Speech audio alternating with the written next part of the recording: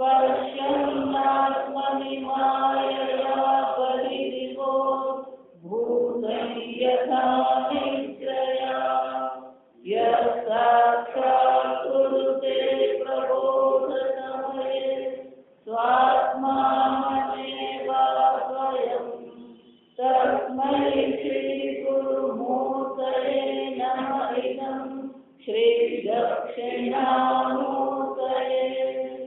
ॐ नमः श्रीपरमहंसास्वादित चरणकमलचिन्मकरन्दाय भक्तजनमानसनिवासाय श्रीरामचन्द्राय वागीशाय च वदने लक्ष्मी यस्य च वक्षसि यस्यास्ते हृदये संवित् तं नृसिंहमहं भजे। विश्वकल्पविसर्गादि नवलक्षणरक्षितं श्रीकृष्णाख्यं परं धाम जगद्धाम नमामि सच्चिदानन्दरूपाय विश्वोत्पत्त्यादिहेतवे तापत्रयविनाशाय श्रीकृष्णाय वयं नमः। नारायणं नमस्कृत्य नरं चैव नरोत्तमं देवीं सरस्वतीं व्यासं ततो जयमुदीरये। श्रीकृष्णाय वासुदेवाय हरये परमात्मने प्रणतक्लेशनाशाय गोविन्दाय नमो नमः। यं प्रभजन्तमनुपेतमपेतकृत्यं द्वैपायनो विरहकातराजुहाव पुत्रेति तन्मयतया सर्वोऽभिनेदुः तं सर्वभूतहृदयं मुनिमानतोऽस्मि। वरदापीडं नटवरवपुः कर्णयो कर्णिकारं बिभ्रद्वासकनककटिशं वैजयन्तीं च मालां रन्ध्राभ्यनूरधरकुलयं गोपवृन्दैः वन्दारण्यं स्वपदरमणं प्राविशद्गीतकीर्तिः मनसो मुक्तयो न्यस्युः कृष्णपादाम्बुजाश्रयाः वाचोभिधायिनीर्नाम्ना कायकप्रभवनादिषु कर्मभिभ्राम्यमाणानां यत्र क्वापीश्वरेच्छया मङ्गलाचरिते दानैः रतिर्न कृष्ण ईश्वरे भवे भवे यदा भक्तिः आदयो सवजायते तथा कुरुष्व देवेश नाथस्त्वं नो यतः प्रभो। नाम संकीर्तनं यस्य सर्वपापप्रणाशनं प्रणामो दुःखशमनः तन्नमामि हरिं परम्। जन्माद्यस्य यतोऽन्वयादिष्टार्थेष्वभिज्ञस्वराट् तेने ब्रह्महृदाय आदिकवये मुह्यन्ति यत्सूरयः। तेजो वारिमृगां यथा विनिमयो यत्र त्रिसर्गो वृषा धाम्ना स्वेन सदा निरस्तकुहकं सत्यं परं धीमहि। निगमकल्पतरोर्गलितं फलं सुखमुखाद श्रद्धभागवतं रसमालयं मुहुरहो रसिका भुवि भावुकाः ॐ नमो भगवते तुभ्यं वासुदेवाय धीमहि प्रद्युम्नाय अनिरुद्धाय नमः संकर्षणाय च अच्युतानन्द गोविन्द नामोच्चारणभेषजा नश्यन्ति सकलारोगाः सत्यं सत्यं वदाम्यहम् अङ्गनामङ्गनामन्तरे माधवो माधवं माधवं शान्तरेणाङ्गना इत्थमाकल्पिते मण्डले मध्यगः सञ्जगौ वेणुना देवकी नन्दनः वंशीविभूषितकरान्नवनीरदाभा पीताम्बरारुणबिम्बफलाधरोष्ठा पूर्णेन्दुसुन्दरमुखादरविन्दनेत्रा कृष्णात् परं किमपि तत्त्वमहं न जाने। भगवान श्री कृष्ण लांबो वखत हस्तिनापुर थया અને હવે દ્વારિકા પધાર્યા। દ્વારિકામાં એમનું રાજાને શોભે એવું સ્વાગત કરવામાં આવ્યું। સ્વાગત થયું, વેદ ઘોષ કરવામાં આવ્યો, બ્રાહ્મણોએ વેદનું ગાન કર્યું, શંખ વગાડ્યા। દરેક સ્ત્રીએ પોતાના ઘરના આંગણાને શણગારી લીધું। પૂર્ણ કુંભ લઈને ભગવાનનું સ્વાગત કરવા ત્યાં તૈયાર થઈ ગઈ। આ પ્રકારથી ભગવાન આવ્યા, પણ ભગવાન શું કરે? બ્રાહ્મણો, ઋષિ મુનિઓથી માંડીને ચાંડાળ સુધી દરેકનું સન્માન ભગવાન કરે। યથોચિત જે પ્રકારથી યોગ્ય હોય, ઋષિ મુનિઓને પ્રણામ કર્યા, વડીલોને પ્રણામ કર્યા, એટલું જ નહીં, સેવકો સાથે પણ વાતો કરી, સેવકોને સ્પર્શ કર્યો, સમાન હતા એને આલિંગન કર્યું। આમ બધાનું ભગવાન શું કરે? ભગવાન ખૂબ પ્રેમથી બધાને ગળે લગાડે। આમ ભગવાન આવ્યા, બધા રાજી થઈ ગયા। ગુરુ પાસે ગયા, ગુરુને પણ શું કરે? જો પહેલા ગયા એટલે કોની પાસે ગયા? ગુરુ પાસે।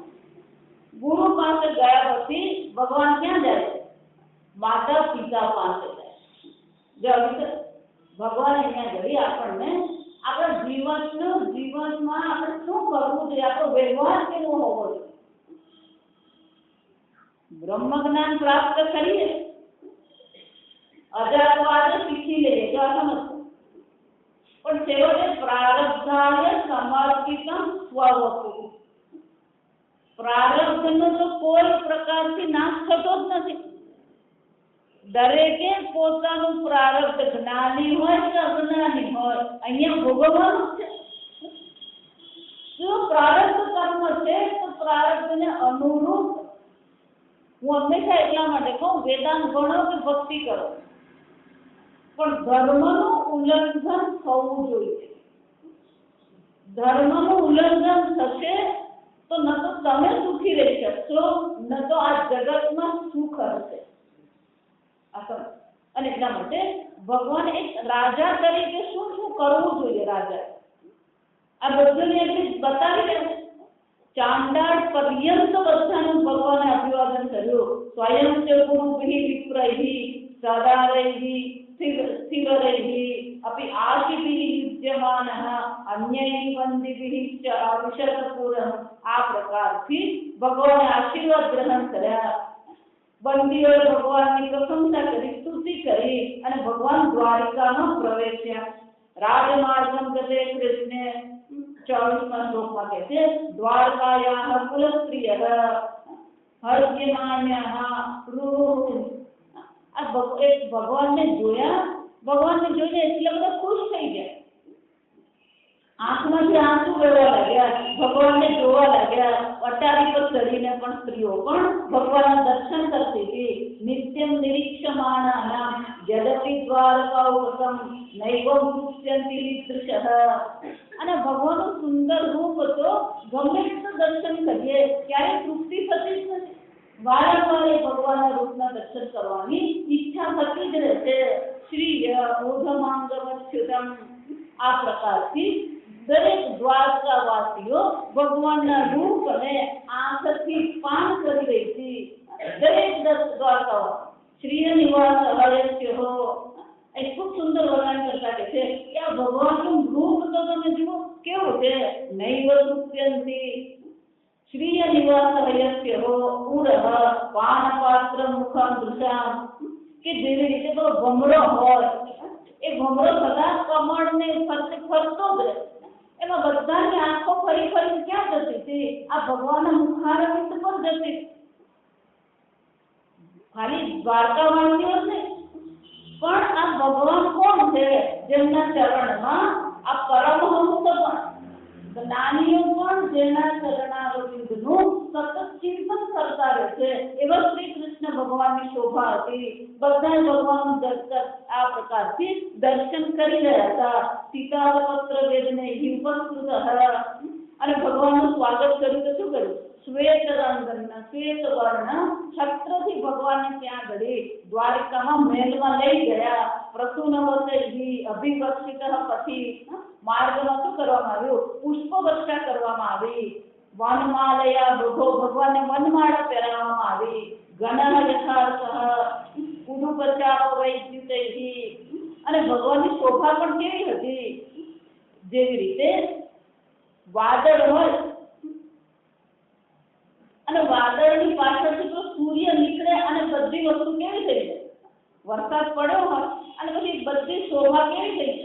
તો કે એક સાથે જાણે કે સૂર્ય ચંદ્ર બધા એક સાથે નીકળી આવ્યા હોય અને એની શોભા દ્વારિકાની થઈ ગઈ. પ્રવિષ્ટ ગૃહ મિત્રો હો.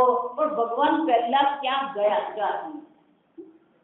જ્યાં મહેલમાં પહોંચ્યા પહેલા ક્યાં ગયા? પિત્રો માતા અને પિતા પાસે પહેલા ગયા. પરિશ્વક્ત માતૃવિધિ માતા પિતાના મહેલમાં ગયા અને દેવકીને પ્રણામ કર્યા. માના ચરણનો સ્પર્શ ભગવાન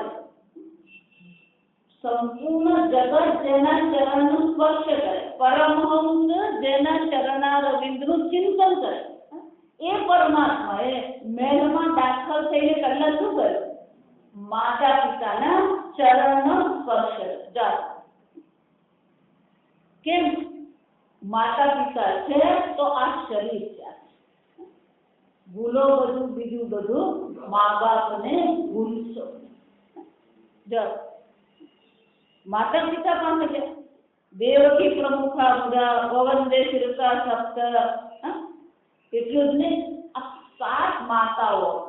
કૃષ્ણ ભગવાનની માતા એક દેવકી તો હતી પણ વસુદેવની જેટલી પણ પત્નીઓ બધી માતાઓને એમણે શું કર્યું? પ્રણામ કર્યા. 7 માતાઓને એમણે પ્રણામ કર્યા. અને આ ભગવાનને જોઈને માતૃભાવ એવો પ્રગટ થઈ ગયો. અહીં લખે છે સૂચિ કહે છે કે માતૃભાવ એવો પ્રગટ થયો કે દરેકના સ્તનમાંથી શું થવા માંડ્યું? દૂધની ધારા વહેવા માંડી. સ્નેહસ્તનો પતયો પયોધરા હર્ષ વિસ્વલિતાત્મનઃ શિશુચુઃ નેત્ર જલૈહિ જલૈહિ. અને આંખમાંથી આંસુ વહેવા લાગ્યા. આનંદના આંસુ હતા. અથાવિત સ્વભવનમ. આ પ્રકારથી માતા પિતાના દર્શન કર્યા, પ્રણામ કર્યા અને પછી ભગવાન પોતાના મહેલમાં પોતાના ભવનમાં ગયા. સર્વ કામોત્તમમ પ્રસાદાઃ યત્ર પત્નીનામ સહસ્રાણિ ષોડશ. આ ભગવાન 16,108 રાણી હતી. એક સાથે ભગવાન દરેકના મહેલમાં. જો આ સમજો, આને ભગવાન હવે છે લખ્યું કે બધી પત્નીઓના મહેલમાં ભગવાન ગયા. વારા પડતી નહીં ગયા. જો આપણી હાલત જુદી હોય. આપણે આગળના રૂમમાં હોય તો પેલો પાછલા રૂમમાં નહીં, પાછલા રૂમમાં હોય તો વરંડામાં નહીં હોય. સમજો? એટલે શું કહે? બધી પત્નીઓને એક સાથે ગયા અને દરેક પ્રાણીએ પણ શું કર્યું? ઘણા વખત પછી પતિ આવી રહ્યા છે, દરેક રાણીએ પણ ભગવાન શ્રી જો આ પ્રારબ્ધ જ જોવાનું, એ રાણીનું પ્રારબ્ધ છે, ભાગ્ય છે કે શ્રી કૃષ્ણ એમને પતિ રૂપે મળ્યા, પતિ રૂપે શ્રી કૃષ્ણ મળ્યા. દરેક રાણીએ ભગવાનને શું કર્યું, આંખથી જોતી રહી, આનંદિત થઈ ગઈ. અને કેટલીક પત્નીઓ ભગવાનના વિગ્રહમાં ધ્યાન કરી ગઈ, પણ જ્યાં ખબર પડી શ્રી કૃષ્ણ આવ્યા છે, ધ્યાન છોડીને ભગવાન પાસે પહોંચી ગઈ. સહસાસનાશયા સાકંબ્રતૈહિ, ભગવાને આવેલા જોઈને ભગવાનનું સ્વાગત કર્યું, ભગવાનને પ્રણામ કર્યા. એમની મુખમાં, એમના નેત્રમાં લજ્જા આવવા માંડી. તમાત્મજૈહિ દ્રષ્ટિમપી અંતરાત્મા દુરંત પાવાહ પરિરેધિરે પતિમ નિરુદ્ધમ અપ્યસ્વત્વમ ભૂત નેત્રયોહો. અને આંખમાં પાણી આવી ગયા, પણ એ આંખમાં આવેલા આંસુને પણ રોકી લીધા. કેમ કે આ આંસુ જો આંખમાં આવશે તો પતિ શ્રી કૃષ્ણના દર્શન નહીં થશે.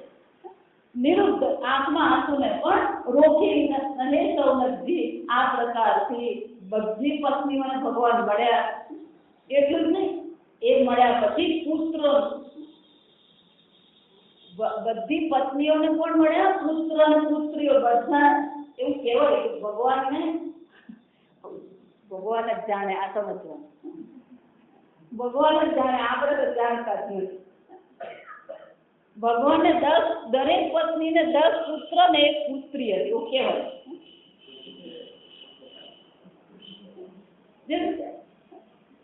ભગવાન બધાને ગણે. યદ્યપિ પાર્શ્વગતઃ રહોગત તથાપિ તસ્યાંગ્રીગમ નવમ નવમ. અને આ ભગવાન શ્રી કૃષ્ણ તો કેવા છે, જ્યારે એકાંતમાં ભગવાન મળ્યા તો જાણે કે પહેલી વાર ભગવાનને જોયા છે એવો આનંદ મનમાં આવી ગયો. દરેક પત્ની ભગવાનને આલિંગન આપ્યું અને દરેક પત્ની વિચારવા લાગી કે આ ભગવાન છે જ એવા, જ્યારે જોઈએ ત્યારે કેવા છે, નવા જ દેખાય, નિત્ય નૂતન છે પરમાત્મા. અને વિચારવા લાગી કે આ લક્ષ્મી કેવી ચંચળ છે. એટલે એકલી લક્ષ્મીને બોલાવે ને તો ગરબડ થાય. આ લક્ષ્મીનું વાહન ઘુવડ છે. ઘુવડને હિન્દીમાં ઉલ્લુ કહેવાય. એકલી લક્ષ્મી જો બોલાવીએ ને તો ઉલ્લુ પર આવે ને પછી ઉલ્લુ બનાવીને શું કરી જાય. પણ એ ચંચળ લક્ષ્મી પણ આશ્ચર્ય છે. શું આશ્ચર્ય? તે આવી ચંચળ લક્ષ્મી પણ ભગવાનની છાતી પર, વક્ષ સ્થળ પર શું છે, કાયમને માટે નિવાસ કરે. એક ક્ષણ પણ લક્ષ્મી ભગવાનને છોડીને ક્યાંય જતી જ નથી. ભલે ને ચંચળ છે, પણ જ્યાં ભગવાનનું વક્ષ સ્થળ છે ત્યાં એ ક્યાંય છોડીને જતી જ નથી. સતત ભગવાનની સાથે રહે છે. અને આવા શ્રી કૃષ્ણ ભગવાને એમની દરેક પ્રાણીઓને તૃપ્તિ આપી. એવં રૂપાણામ ક્ષિતિભાર જન્મના અક્ષોહિણીભિઃ પરિવૃત્ત તેજસાં વિધાય વૈરમ શ્વસન જખાનલમ મિથો વસેન ઉપરતઃ ચિરાયુધઃ. અને પછી જેવી રીતે આ ભગવાન કોણ છે? આ ભગવાન સામાન્ય મનુષ્યની જેમ વર્તન કરી રહ્યા. માતા પિતાને પ્રણામ કર્યા, પત્ની પાસે ગયા, પણ એ કોઈ સામાન્ય મનુષ્ય છે તો કે ના. નૃપાણામ ક્ષિતિભાર જન્મના અક્ષૌહિણીભિઃ પરિવૃત્ત તેજસાં યથા અનલમ.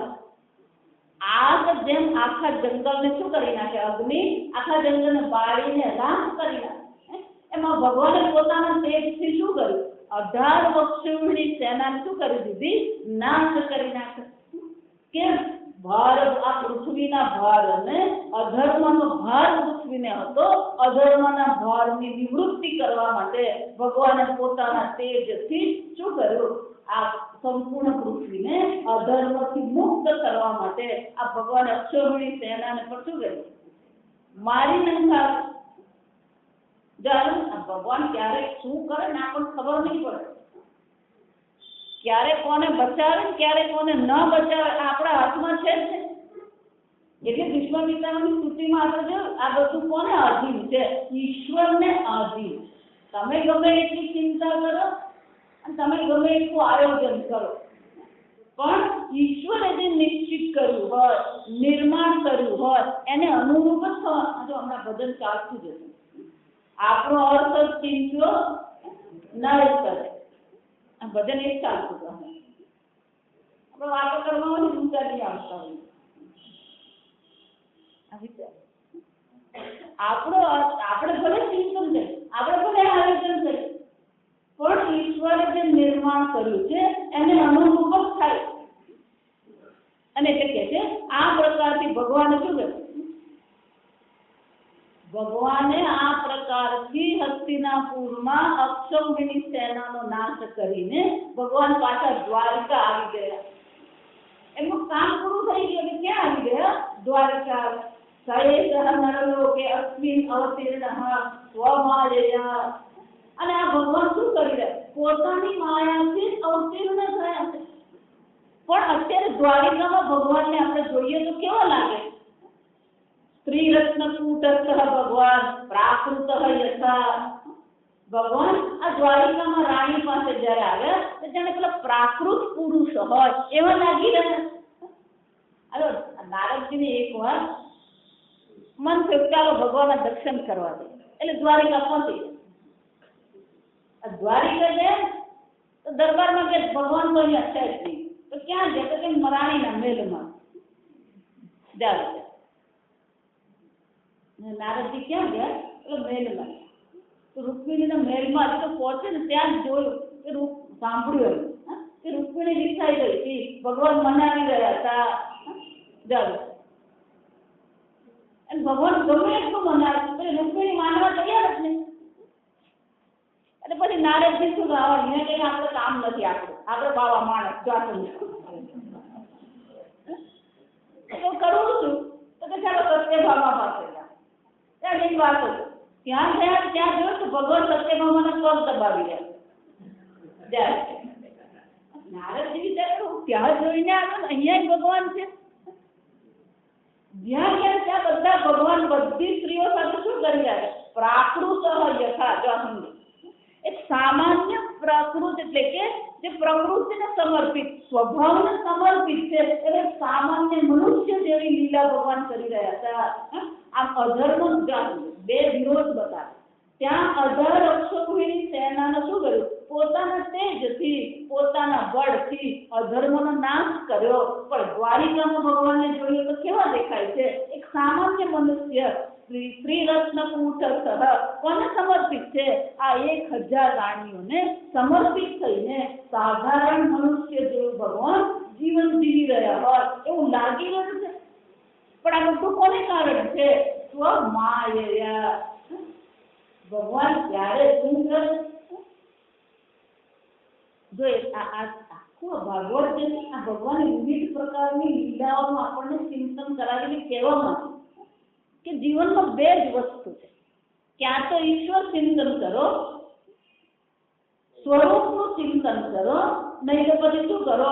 આ ભગવાનની લીલાનું ચિંતન. પણ આપણે જગત લીલાનું ચિંતનમાંથી ઊંચા આવતા નહીં. કોણ આવ્યું, કોણ કેમ નહીં આવ્યું તો નહીં આવ્યું, તું આવે બસ છે. સમજ સંપૂર્ણ ભાગવત બે ચર્ચા. ક્યાં તો ભગવાનના રૂપનું ચિંતન કરો, સત્યમ પરમ ધીમહિ. અને એ ચિંતન નથી થતું તો શું કરો? આ ભગવાનની લીલાનું ચિંતન કરો. ઈશ્વરના નામનું ચિંતન કરીએ, ઈશ્વરના રૂપનું ચિંતન કરીએ, ઈશ્વરની લીલાનું ચિંતન કરીએ તો પછી આ જગતનું નામ, આ જગતનું રૂપ અને આ જગતની જે લીલાઓ છે એના પછી આપણું મન હટી શકે. જો એટલા માટે ભક્તિથી કે છે જ્ઞાન અને વૈરાગ્ય. જ્ઞાન એટલે સ્વરૂપનું ચિંતન છે, વૈરાગ્ય એટલે કે ભગવાનના નામ અને રૂપનું ચિંતન છે. જગતના નામ રૂપનું ચિંતન ત્યાં છે. ભગવાન આ પ્રકારથી જ છે. ગીતામાં ભગવાન એટલે વારંવાર કહેતા રહે ક્યાં તો તું સ્વરૂપનું ચિંતન કર, અને સ્વરૂપ ચિંતન નથી થતું તો તું શું કર? મય્યેવ મનઃ ધત્વ મય્ બુદ્ધિં નિવેશય. તું મારું ચિંતન કર. બે જ વસ્તુ છે. મનુષ્ય જીવનનું આ એકમાત્ર લક્ષ્ય છે. આ સમજ. બાકીના બધા ગૌણ છે જીવન જીવવા માટે. પણ બધી વસ્તુ કુંતી માતાએ શું કીધું? ભગવાન બસ તમે મારી સામે હો. શાશ્વત ભગવાન ભલે મારા જીવનમાં વિપત્તિ આવતી, શાશ્વત સતત વિપત્તિ ભગવાન ભલે આવતી રહે, કુંતી માંગે કે નહીં માંગે, અને આપણે વિપત્તિ માગીએ કે નહીં માગીએ, જીવનમાં શું થવાનું? જે વિપત્તિ આવવાની જ છે. કોઈનું પણ તમે જીવન જુઓ, ક્યાં એવું કહી શકાય નહીં કે એના જીવનમાં કોઈ વિપત્તિ છે. આ સમજો. પણ વિપત્તિ આવવા માત્રથી આપણા મનને આપણે ખાતું મોડું કરવાની જરૂર નથી. આપણે જો થોડા પ્રતિકૂળતા આવી જાય ને એટલે આપણું મન શું થઈ જાય? હારી જાય, મન આપણું ભાંગી પડે. આપણું કોઈ પણ પ્રતિકૂળતા જો અખંડાનંદજી મહારાજ જે થઈ ગયા, એમના ગુરુજી ઉડિયા બાબા, એમના પુસ્તકો વાંચવા જેવા હતા. ઉડિયા બાબા કે સત્સંગ, એ ઉડિયા બાબાની ભગવદ ગીતા પણ બહુ સુંદર કે જો ખરેખર તમે સાધક છો તો સાધક માટે બીજું કોઈ લક્ષ્ય છે જ નહીં. પરમાત્મા એકમાત્ર લક્ષ્ય છે. તે હંમેશા એવું કહેતા કે જીવનમાં જો પ્રતિકૂળતા, તો પ્રતિકૂળતામાં તમે બે વસ્તુ કરશો. પહેલી વસ્તુ એ છે કે હું સાધક છું, આ પ્રતિકૂળતા મને વધુ ને વધુ એકાગ્ર બનાવવા માટે, મારી તિતિક્ષાને વધારે ને વધારે તિતિક્ષા કેળવવા માટે આ પ્રતિકૂળતા.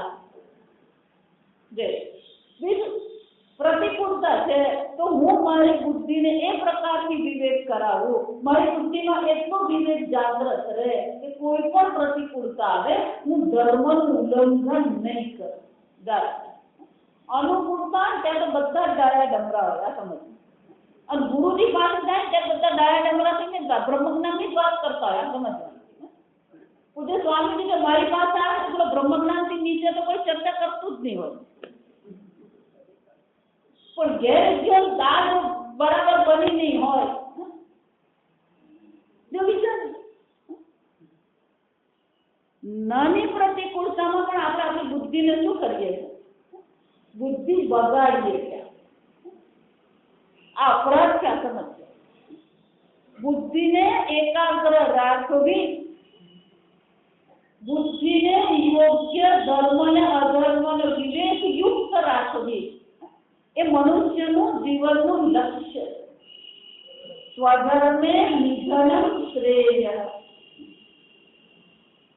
તો પ્રતિકૂળતામાં પણ આપણે ધર્મ ન ગુમાવીએ. તેનો શું થાય? પ્રતિકૂળતા આપણને એક તાકાત આપે, એ બળ આપે,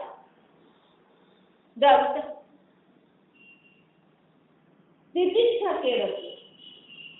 એનો અર્થ શું થાય? પ્રતિકૂળતા પણ સાધક માટે શું છે? પૂજ્ય સ્વામીજી હંમેશા ગંગાનું દ્રષ્ટાંત આપે. માં ગંગા ક્યાંથી શરૂ છે? જો વિચાર, કેદારનાથ ભગીરથ પર્વત ત્યાંથી આ માં શરૂ છે. કેટલાય પહાડો આવ્યા, કેટલાય વણાકો આવ્યા, કેટલાય પથ્થરો આવ્યા, પણ માં ગંગા શું કરતી રહે? વહેતી રહે. મોટો પર્વત આવ્યો, એની બાજુમાંથી વહી ગઈ જાતે. ખીણ આવી તો ખીણને ભરી દીધી અને આગળ વધતી. પથ્થરો આવ્યા તો પથ્થરને સાથે શું કરતી જાય? લેતી જાય. પણ ક્યાંય શું છે? અટકતી. એમ સાધકનું જીવન કેવું હોવું જોઈએ? એકવાર આત્મજ્ઞાન જ્ઞાન ગંગામાં આપણે શરૂઆત થઈ, પછી જ્ઞાન ગંગા આપણે શું છે? અટકવી જોઈએ. ગમે એવી પ્રતિકૂળતા,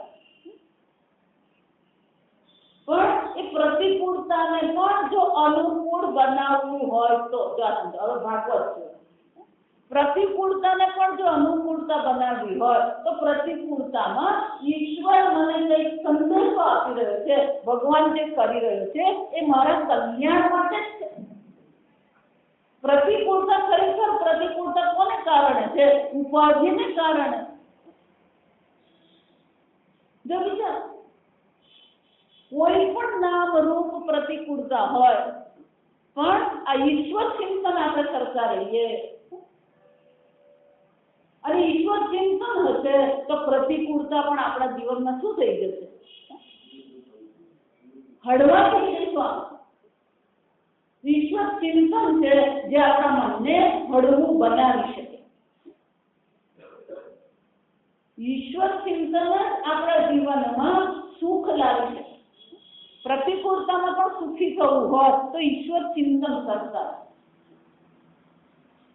તો માતાજી એકનું નામ લેતા રહીએ શું થાય? તું લે તો ખરો તમે જરૂર. બોલો વાલીઓ ડાકુ હતો, નારદજીને બાંધી દીધા. આ સમજ.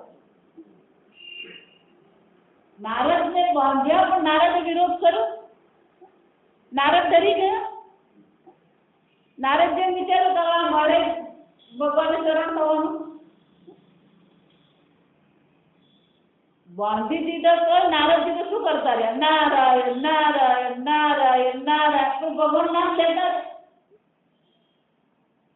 પેલો ઘેર ગયો, ઘેર જઈને પાછો આવ્યો. ઘરે જઈને એને શું ખબર પડી?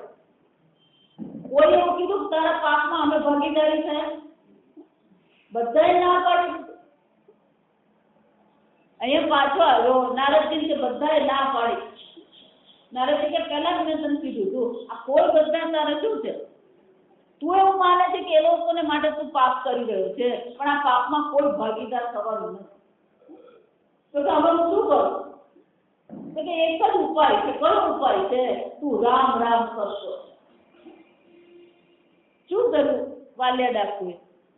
રામ રામ કરતો. રામ નામ પર વિશ્વાસ હતો. સબરીએ શું કર્યું? યુવાન હતી, યુવતી હતી. ગુરુજીએ કીધું અહીંયાથી રામ જન્મ જ્યારે થશે અને રામ ભગવાન અહીંયાથી શું કરવાના? પસાર થશે. એ વૃદ્ધ છે ત્યારે ત્યાં રામજી આવ્યા. પણ યુવાન અવસ્થાથી વૃદ્ધ અવસ્થા પર્યંત એ શું કરતી? રામ નામ લેતી. જો વિચાર, જંગલમાં એકલી સ્ત્રી રહેવું ચાલુ છે, પણ રહી કે નહીં રહી? વાયુ આતો પણ શું કરતો રહ્યો? રામ રામ કરતો રહ્યો. આમ ઈશ્વર ચિંતન જ આપણો એકમાત્ર આધાર છે. ભગવાનના નામ અને રૂપનું ચિંતન કરવું એકમાત્ર આધાર. પણ એ ભગવાનના નામ રૂપ અને લીલાનું ચિંતન કરીએ ત્યારે કોઈ પણ પ્રકારે મનમાં શંકાનો ભાવ નહીં આવે. આપણે તો ભગવાન પર શંકા થતી. જે એટલે આ શ્લોક કામ કે સાધારણ મનુષ્ય તરીકેની લીલા ભગવાન કરી રહ્યા, પણ એમાં ભગવાનને પર શંકા કરવાની જરૂર નથી. ભગવાન ગમે તે લીલા કરે, આપણે મોહિત થવાની જરૂર નથી. એ ભગવાનની લીલાનું આપણે ચિંતન કરતા રહીએ. ભગવાનનું ચિંતન જ એક છે. ઈશ્વર ચિંતનથી બીજું કંઈ પણ, હું તો હંમેશા બધાને કહું, ભગવાનના ચિંતનથી બીજું ચિંતન કરો ને એટલે બધી દુઃખ આવે. જ્યારે પણ દુઃખ આવે એટલે સમજી લેવાનું આ ભગવાનમાંથી બુદ્ધિ ક્યાં જતી રહી? આ સંસારમાં ગઈ. કોઈ દુઃખનું કારણ નથી. આ જગતમાં કોઈ દુઃખનું કારણ છે. આપણને એવું લાગે છે માતાજી આ પેલા ભાઈ છે મારું માથું ખાઈ ગયું, પણ તું એને ખાવા શું કામ દે? જોયું છે એ તમારું માથું ખાય છે એનો શું? એ તમારી દુર્બળતા છે. ક્રોધ એ દુર્બળતા છે. કેમ? સામેવાળી વ્યક્તિ તમારા મન પર એવી અસર કરી શકે છે કે તમે નિરાશ થઈ શકો, તમે ક્રોધમાં આવી જાઓ, તમે રડવા લાગો. એનો અર્થ શું છે? દુર્બળતા આપણી છે. આપણી દુર્બળતા આપણને દુઃખી કરી દે. પછી કામ હોય, ક્રોધ હોય, લોભ હોય, મદ હોય, મત્સર્ય, પ્રતિકૂળતા ને આગળ મેં કીધું એટલા માટે જે જ્ઞાની પુરુષો છે એ ક્યારેય બહાના કરતા નથી. ભૂલ થાય તો પણ શું કરે? કબૂલ કરી લે. પણ કોઈ વ્યક્તિ પૂજ્ય સ્વામીજી હંમેશા અમને આ કહેતા કે તમને ક્રોધ આવે છે કે તમારું મન લલચાઈ ગયું, તમારા મનમાં આ જગત ચિંતન થયું, એનો અર્થ શું થાય? તમારું મન એટલું દુર્બળ છે કે આ બધી વસ્તુ શું કરી જાય? તમારા પર અસર કરી જાય.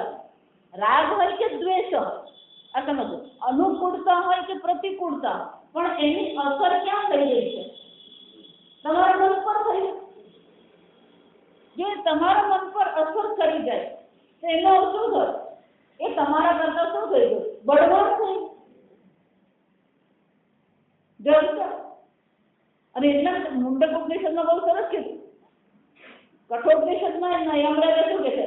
નાયમાત્મા બલહીનેન લભ્ય, આત્મબલમ હિ બલમ. મેઘ સમાન જળ નહીં, આપ સમાન બળ નહીં. પણ આપણે જ જેમ દુર્બળ થઈ ગઈ.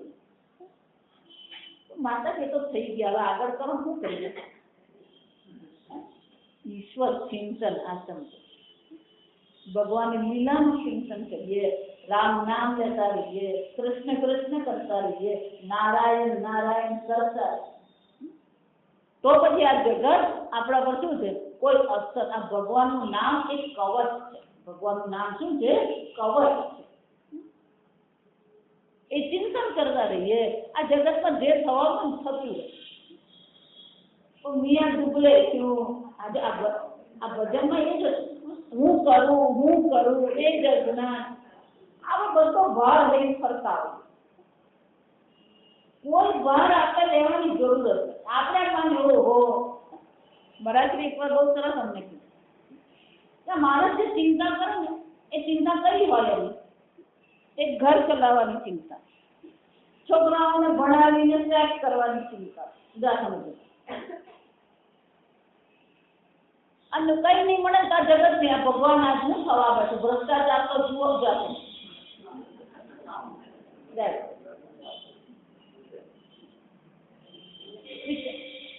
બરાબર છે કે જે પોતાના પુત્રની આટલી બધી ચિંતા કરતો હોય એનો શું કરે? કે પહેલું એને નક્કી કરી લીધું, જે આટલું બધું ધન ભેગું કરતો હોય તેને ધન આટલું બધું ભેગું શાના માટે કર્યું? એને વિચારી લીધું મારા છોકરાના પ્રારબ્ધમાં ધન નથી એટલે હું શું કરી જાઉં? હું મૂકી જાઉં. બીજું, મારા છોકરામાં એવી ત્રેવડ નથી, અહીંયા શબ્દ વાપરે જ નથી વાપરવાનો. મારા છોકરાની એવી ત્રેવડ નથી કે આ ધન કમાઈ શકે. એટલે પહેલું તો એનું ભાગ્ય નથી, એનામાં એવું બળ કે ત્રેવડ નથી. અને ઈશ્વર નામની કોઈ વસ્તુ નથી જે મારા પુત્રની કાળજી કરશે. વિચાર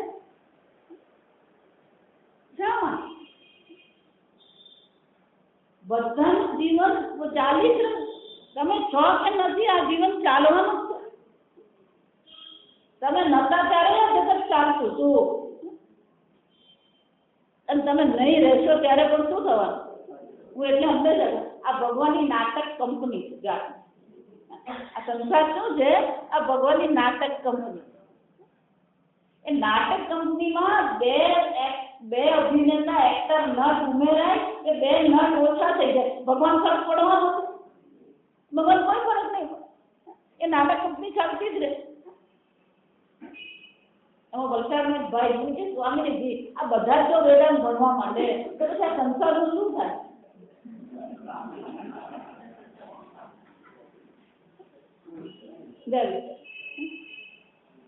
કશું થાય નહીં. એટલે ભગવાન ગીતામાં કેવું પડે? અશ્વત્થ વૃક્ષ છે, કેવું છે? ઊર્ધ્વમૂલમ અધશ્ચાતમ અશ્વત્થોયમ પ્રાહુ અવ્યય. અવ્યય છે. ભગવાન કહે આ મારો સંસાર વૃક્ષ કેવું છે? અવ્યય. એ ચાલતું છે. એમાં 2-5 ને મોક્ષ મળ્યો કે નહીં મળ્યો કઈ ફરક પડતો? એ ભગવાનની નાટક કંપની શું થાય? એ ચાલતી જ. એ નાટક કંપનીમાં આપણને ભગવાન જે વેશ આપે ને એ વેશ આપણે ભજવવાનું, બાકી બધું ભગવાન પર છોડવાનું. ડાયરેક્ટર કોણ છે? એ ભગવાન. આપણા જે એક્ટરો હોય આપણને એમ થાય કે આને ફર્સ્ટ ક્લાસ એક્ટિંગ કરી દે, નામ એ કમાતો હોય, પણ એને કઈ એક્ટિંગ કરવી, કયા પ્રકારથી એને ભાવ કેળવવો, એને મોઢા પર કેવા ભાવ લાવવા, કયો સંવાદ બોલવો, આ બધું કોણ કરતું હોય? પેલો ડાયરેક્ટર કરતો. એમ આપણે પણ શું કરવાનું છે? આપણો ડાયરેક્ટર કોણ છે? એ ઉપર, આ પાછી ઉપર વાત, આ પાછી બીજી મગજ. ભગવાન ઉપર મૂકી, ઉપર છે ભગવાન. ભગવાન કે હું બધાના હૃદયમાં છું, ને આપણે શું કહીએ ભગવાનને?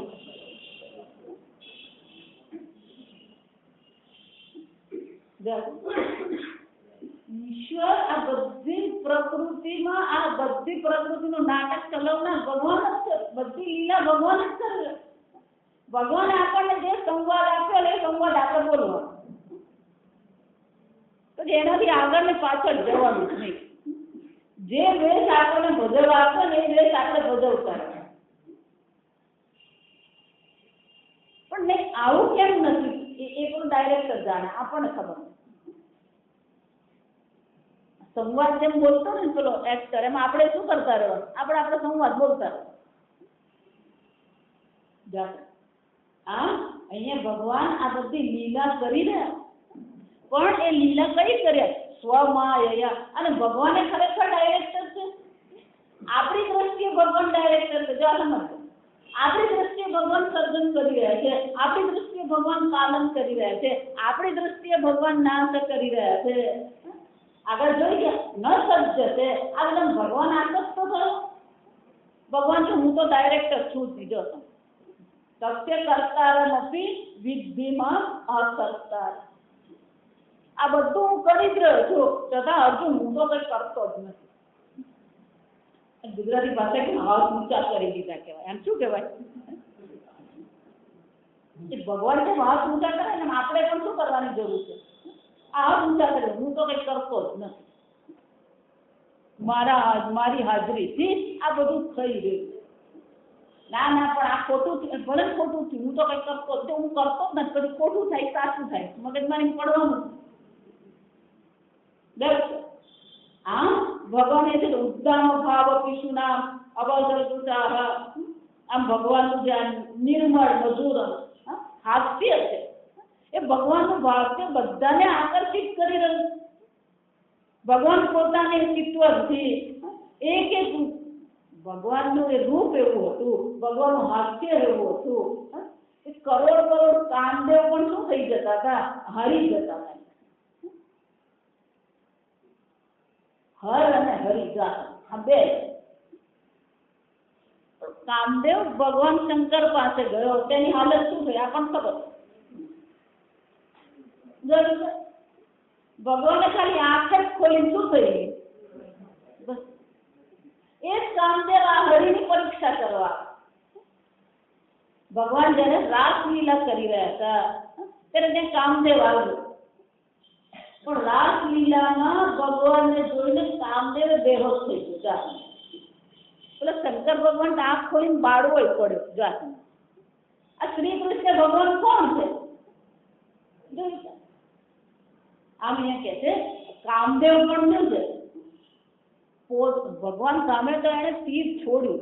એટલે એનો અર્થ નહીં માનવાનો કે હર કરતા હરિ વધારે બળવાન છે. ફક્ત લીલા છે આ સમય. કામદેવ ભગવાનની આ લીલા જોઈને એક સાધારણ મનુષ્ય જેવી ભગવાન લીલા કરી રહ્યા હતા. એ ભગવાનની લીલા જોઈને કામદેવે તો પોતાના ધનુષ્યનો પણ શું કરી દીધો? ત્યાગ કરી દીધો. અહીંયા કહે છે કે કામદેવે પણ મદન એટલે કામદેવે પણ શું કર્યું? આ ભગવાનની લીલા જોઈને એ પણ ત્યાગ કરી દીધો. કેમ? કે ભગવાનનું રૂપ એવું હતું, ભગવાનની લીલા એવી હતી કે કામદેવ પણ એમાં મોહિત થઈ. આવા સુંદર ભગવાનનું જો આપણે ચિંતન કરતા રહીએ તો પછી કોઈ પ્રકારના જીવનમાં દુઃખ નામની વસ્તુ રહી શકે છે. આમ આપણે પણ એ ભગવાનના રૂપનું, ભગવાનના નામનું ચિંતન કરતા રહીએ તો પછી કામ, ક્રોધ, લોભ આપણને ક્યારેય દુઃખી કરી શકે જ નહીં. એટલે ભગવાનના રૂપ સામે, ભગવાનના નામ સામે આ કોઈ વસ્તુ ટકી શકતી નથી. આ સમજ તમ અયમ મન્યતે લોક હવિ અસંગપી સંધિનમ. છતાં પણ આ લોકો તો શું માને છે? એ અસંખ્ય પરમાત્મા છે, છતાં પણ સંગી આત્મોપમ્ય મનુજમ વ્યાકરણાંકિત અબુધ, અને છતાં પણ આ અબુધ લોકો જે છે એ તો શું માની રહ્યા છે? એક સામાન્ય મનુષ્ય જેવો વ્યાપાર ભગવાન કરી રહ્યા છે. આત્મોપમ્ય જે તો હું ખાઉં છું એમ ભગવાન ખાય છે, મારા લગ્ન થયા ભગવાનના લગ્ન, આમ પોતાને શું કરી રહ્યા? પોતાની સાથે ભગવાનની સરખામણી કરી. પણ આ બધા લોકો કોણ છે? અબુધ, જાણતા નથી, ભગવાનને સમજતા નથી, ભગવાનની લીલાને સમજતા નથી. અને લક્ષ્મી કહે છે કે ભગવાન આ પ્રકારથી અસંખ્ય છે, છતાં પણ આ જગતમાં જાણે કે સંગી બની ગયા હોય એવા સામાન્ય મનુષ્યોને દેખાઈ રહ્યા છે. અને આ એમની મૂર્ખતા છે કે એ લોકો ભગવાનને એક સામાન્ય મનુષ્ય માની રહ્યા. જો આ ભગવાનની લીલા શરૂ થશે, વૃંદાવનમાં ભગવાન જ્યારે લીલા કરતા હતા તો ત્યાં ભગવાન શ્યામ સુંદર હતા. ભગવાનનું વર્ણન કેવું હતું? શ્યામ સુંદર હતા. એટલે ભગવાન ગોપીઓ સાથે જયારે લીલા કરતા હતા તો પેલા એક ગોપને એમ થયું કે હું કૃષ્ણ છું જાતું. એટલે એને કીધું કે એ કૃષ્ણ નથી, હું સાચો કૃષ્ણ છું.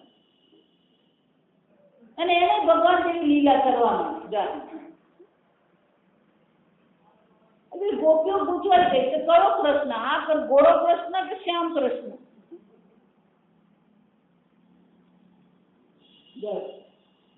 પૌંડ્ર કૃષ્ણ કહેવાનું.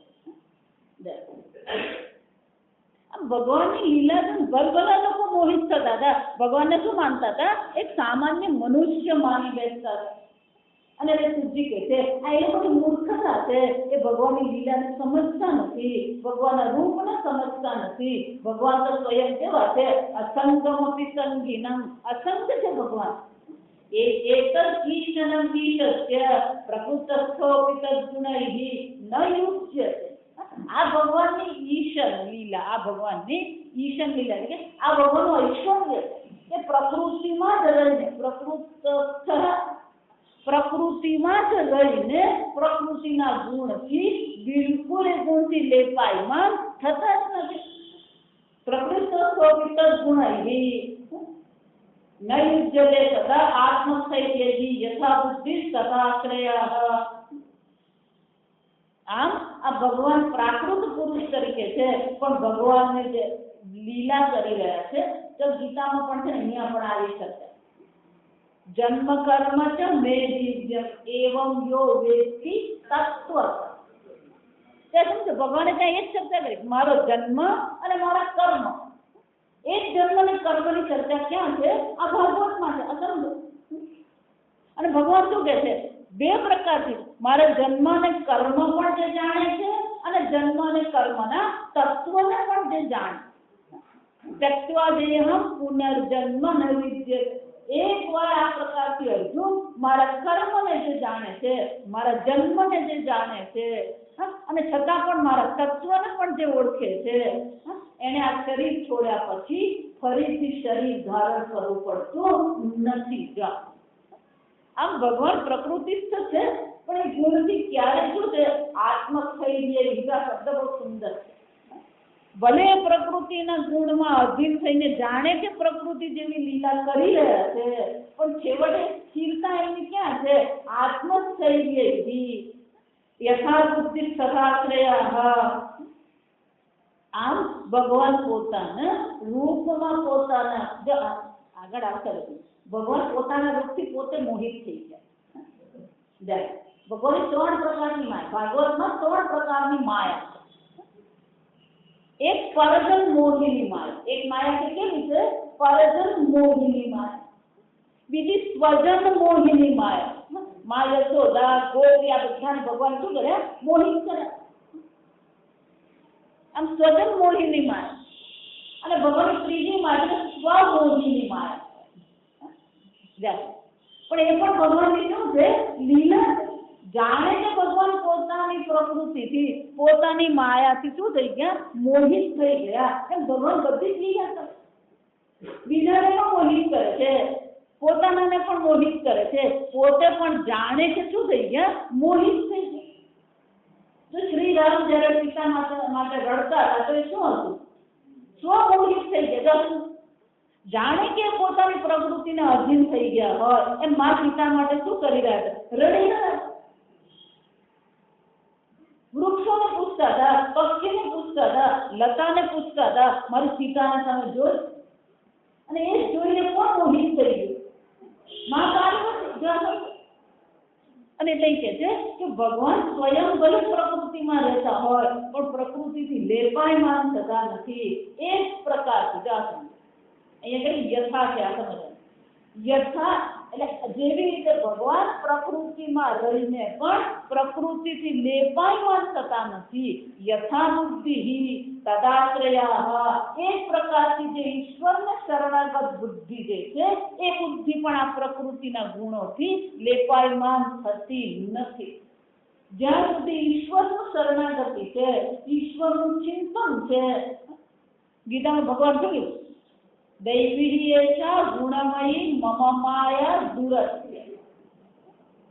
અમારી માયાને પાર કરવી અર્જુન અઘરી છે. કેમ? ગુણમયી. આ 3 ગુણોથી બધાને મોહિત કરે. પણ એક જ જણ છે જે મોહિત નહીં થાય. મામેવયે પ્રપદ્યન્તે માયામ એકાં કરન્તિ. એ જ રીતે ભલે માયા બધાને મોહિત કરી રહી છે પણ તદાશ્રયા જેની બુદ્ધિ ઈશ્વરને આશ્રિત છે, ઈશ્વરને શરણાગત છે, એને માયા મોહિત કરી શકતી નથી. એ માયાને પાર કરી જાય. અને એટલે કે છે કે ભલે ભગવાન આવી બધી લીલાઓ કરતા હોય, ભગવાન ભલે મોહિત થતા પણ આ પ્રકારથી જેની બુદ્ધિ ભગવાનને આશ્રિત છે, ભગવાનને શરણાગત છે, એને ક્યારે પણ મોહિત થતો નથી. તમ્મેનિરે અબલા મૂઢાઃ કૈનેમ તનુવ્રતમ્રઃ. અબલાઃ મૂઢાઃ જે મૂઢ લોકો છે, જે દુર્બળ લોકો છે, જે સ્ત્રી ભાવવાળા છે, એ લોકો શું માને છે? ત્રય્યમ અનુવ્રતમ્રઃ મેનિરે. પણ જે અબુધ લોકો છે એ લોકો ભગવાન વિશે શું માને છે? ત્રય્યમ. આ ભગવાન તો જો 16,108 રાણી સાથે આ ભગવાન તો લીલા કરી રહ્યો છે. સ્ત્રી બુદ્ધિ વાળા ભગવાન છે. અનુવ્રતમ વ્રત. આ સ્ત્રીઓ સાથે એકાંતમાં રહેવા વાળો ભગવાન છે. આમ જે વિચારતા નથી, ભગવાનના રૂપને સમજતા નથી, એ લોકો ભગવાન વિશે આવું ચિંતન કરતા રહે છે પણ એ લોકો ભગવાનના ઐશ્વર્યને જાણતા નથી. પણ કેમ નથી જાણતા? બહુ સુંદર છે. છેલ્લો કયો મતય એટલે બુદ્ધિ. એ લોકોની જે બુદ્ધિ છે એ બુદ્ધિ શું કરે છે? વર્તુઃ ઈશ્વરમ અપ્રમાણવિદઃ. 2 શબ્દ છે. ઈશ્વર જે વર્તુ એટલે શું છે? સંપૂર્ણ જગતનું પાલન કરનાર આ ઈશ્વર છે.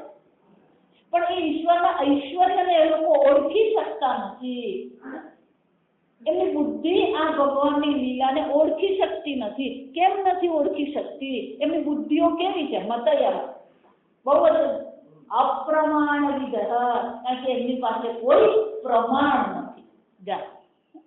જ્યાં સુધી શાસ્ત્ર પ્રમાણ નહીં હોય ત્યાં સુધી ભગવાનની લીલાને સમજવી પણ અશક્ય છે. અને એટલે કે છે અપ્રમાણવિદ મતય.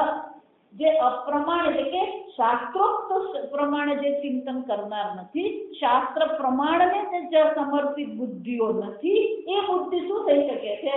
આ ભગવાનની લીલાથી મોહિત થઈ શકે છે, ભગવાનમાં દોષ બુદ્ધિ કરે. પણ જે પ્રમાણવિદ છે એનો અર્થ જો આ શબ્દ અહીંયા ભાગવતમાં થાય સમજ એનો અર્થ શું છે? પણ અનુવાદનો અપ્રમાણવિદનો અનુવાદ આપ્યો જ નથી. વાંચજો પછી આ શ્લોકનો અનુવાદ. ખરેખર અહીંયા આગળ મુખ્ય શબ્દ કયો થાય? અપ્રમાણવિદ. ઈશ્વરને ઓળખવો હોય તો પછી શું છે? શાસ્ત્રયોની. તો આ શાસ્ત્ર વિના ઈશ્વરની ઓળખાણ થઈ શકે છે. અને એટલે સૂતજી કહે છે જેમની પાસે શાસ્ત્ર નથી, શાસ્ત્ર પ્રમાણ નથી, એવા જે અબુધ લોકો છે, મૂઢ લોકો છે, એ લોકો ભગવાનને એક સામાન્ય સાધારણ મનુષ્ય માનીને ચાલી રહ્યા છે. પણ જેની પાસે પ્રમાણ છે, જે ઈશ્વરને શરણે છે, એ ક્યારેય ઈશ્વરની લીલાથી મોહિત થતા નથી. એ સતત ઈશ્વરનું ચિંતન કરે છે. એટલે આગળ મેં કીધું ક્યાં તો સગુણ ઈશ્વરનું ચિંતન કરો, ક્યાં તો નિર્ગુણ ઈશ્વરનું ચિંતન કરો, પણ છેવટે ચિંતન તો શું કરવાનું છે?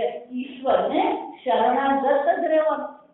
જે ઈશ્વરને શરણાગત છે એને આ ભગવાનની માયા પણ ક્યારેય મોહિત નથી કરતી. એ જ ઈશ્વરનું ચિંતન કરી શકે છે. અને માયા આ સમજ, માયા પણ ક્યારે કામ કરે? જો તમારી ઉપાધિ બુદ્ધિ છે તો પછી માયા કામ કરવાની છે. પણ હું ભગવાનનો ભક્ત છું તો આપણે કોની પાર્ટીમાં બેસી ગયા?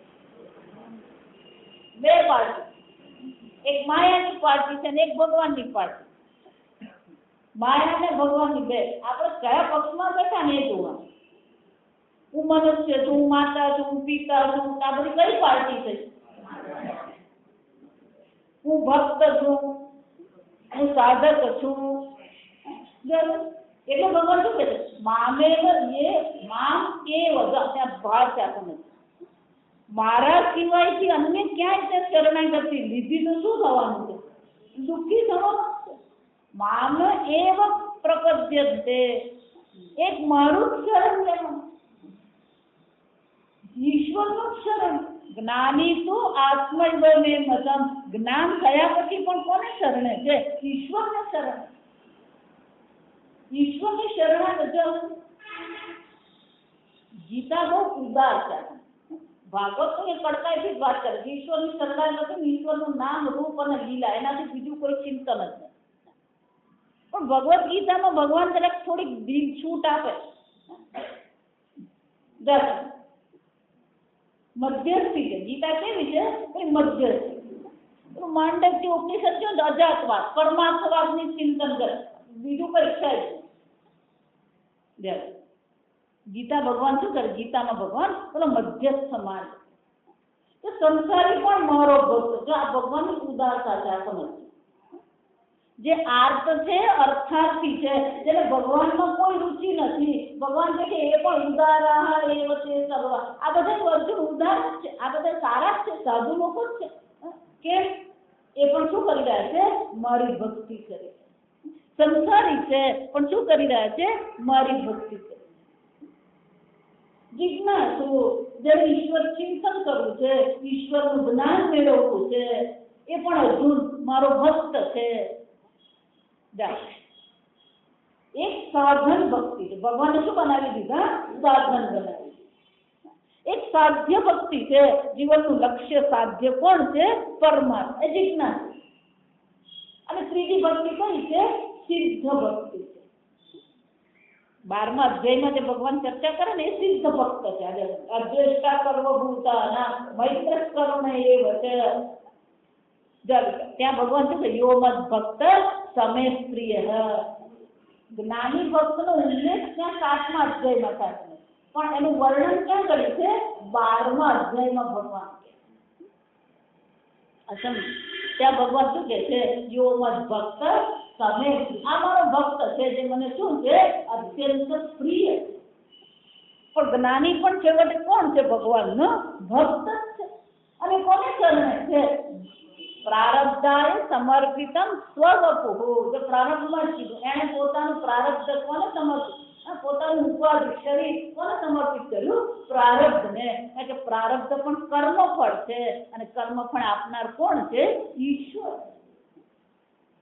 આપણી મુશ્કેલી છે, ઈશ્વર જો કર્મફળ આપનાર છે.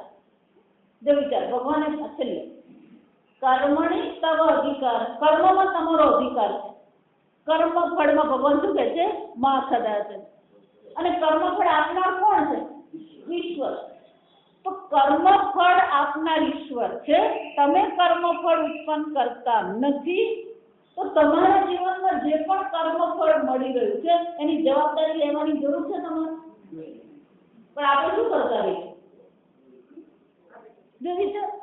કર્મની જવાબદારી તમે લઈ શકો, કર્મફળની જવાબદારી તમારી નથી, કારણ કે કર્મફળ તમે ઉત્પન્ન કરતા નથી. આ સમજ, આટલી પણ તો સમજદારી આવે ને કે કર્મફળ હું ઉત્પન્ન કરતો, તો તમે કર્મફળ ઉત્પન્ન કરતા નથી, તો પછી પ્રારબ્ધ પણ શું છે?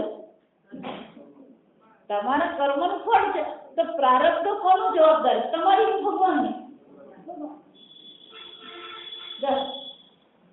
પ્રારબ્ધ પણ કર્મ ફળ છે તો એ કોની જવાબદારી? પણ આપણને વગર જવાબદારી લેવાની આદત પડી ગઈ.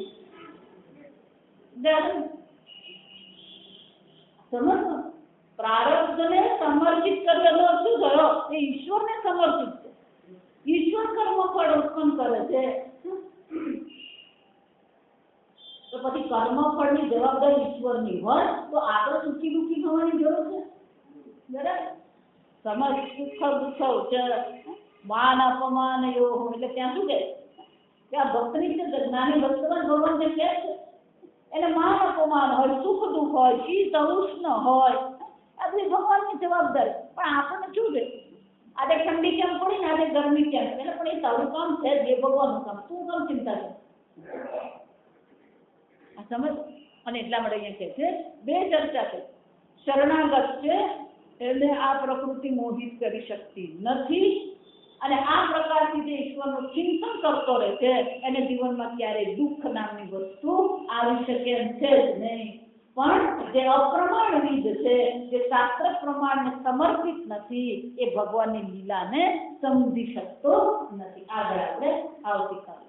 ઓમ સ્વસ્તિ પ્રજાભ્યઃ પરિપાલયન્તાં ન્યાયેન માર્ગેણ મહિં મહિષાઃ गोब्राह्मणेभ्यः शुभमस्तु नित्यं लोकाः समस्ताः सुखिनो भवन्तु काले वर्षतु पर्जन्यः पृथिवी सस्यशालिनी देशोऽयं क्षोभरहितः ब्राह्मणाः सन्तु निर्भयाः ॐ सर्वेषां स्वस्तिर्भवतु सर्वेषां शान्तिर्भवतु सर्वेषां पूर्णं भवतु सर्वेषां मङ्गलं भवतु सर्वे भवन्तु सुखिनः सर्वे सन्तु निरामयाः सर्वे भद्राणि पश्यन्तु